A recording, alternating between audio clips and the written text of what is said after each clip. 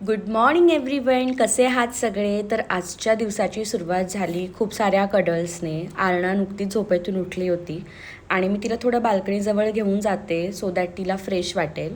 त्यानंतर मी इथे ब्लिंकिटवरून बटाटे, कांदे, टोमॅटो अशा बेसिक गोष्टी ऑर्डर केल्या होत्या.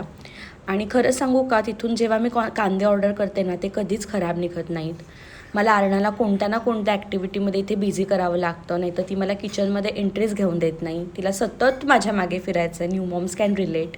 त्यानंतर इथे मी माझं रोजचं सकाळचं ठरलेलं काम ते म्हणजे भांडी जागेवर ठेवते, कारण मावशी यायच्या आतमध्ये मला ती भांड्याची जाळी त्यांना खाली करून द्यावी लागते.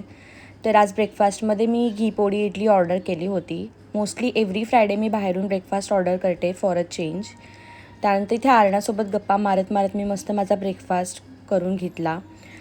हे जे कंटेनर्स तुम्हाला दिसत आहेत हे बटाटा, कांदा आणि लसूण ठेवण्यासाठी आहेत. हे मी ॲमेझॉनवरून ऑर्डर केले आहेत आणि याला खाली होल असल्यामुळे त्यातून गोष्टी मोस्टली खराब नाही होत आणि आम्ही जसे लागेल तशाच गोष्टी ऑर्डर करतो. त्यानंतर इतकं सगळं केल्यानंतर मला चहा पिण्याची इच्छा झाली आणि मग मस्त माझ्यासाठी चहा ठेवला. इथे मॅडमचा डान्स चालू होता. तर हे प्राईड ऑफ काऊचं जे दूध आहे ते खूप सुंदर आहे आणि ह्याची 7 ते 8 दिवस एक्सपायरी असते.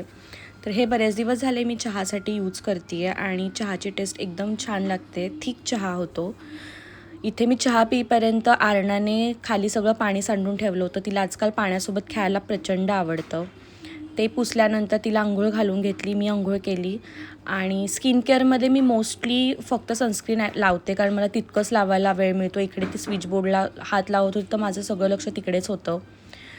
तर असं असतो आमचं सकाळचं मोस्टली रुटीन आणि हे ठरलेलं असतं. बाय.